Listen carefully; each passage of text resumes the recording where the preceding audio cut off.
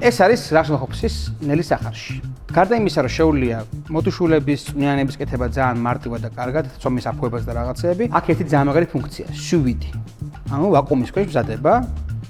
ეს არის მარტივი, მაგრამ ძალიან საინტერესო თანამედროვე ტექნოლოგია, ვაკუუმში ხორცი და კონკრეტულ ტემპერატურაზე მომზადებს ძალიან წყნარად ნელა, დაახლოებით საათის მანძილზე, ისე რომ იყოს უხეში ნაჭერი, როგორც ბარკალი, ბილი და ნაზი.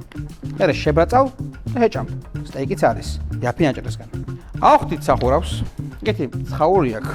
ცხაურში ჩავდებთ. და ამ ცხაურში მოვათავსებთ ხორცის ნაჭრებს, რომ არ იდივტივოს ცუდად. ამას მაინც ჩაუტოვებთ აქ, რომ წყლის ტემპერატურის კონტროლი სუსტი გქონდეს.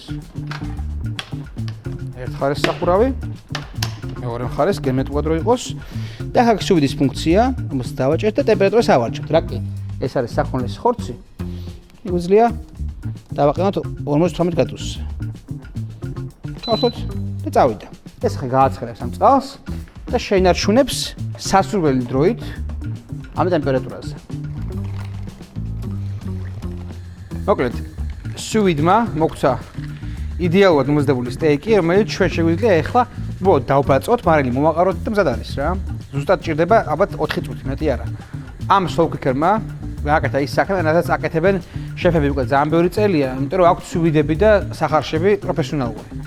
ეს კიდე ბევრად ხელმისაწვდომი ინსტრუმენტი არის და არ არის ექსკლუზიური უკვე შეფებისთვის. რაც ძალიან მაგარია. და გაგრძელება კიდე ხილეთ ამ სტეიკის შეწვის სხვა ვიდეოში, სადაც თუჯის ტაფების განვიხილავთ.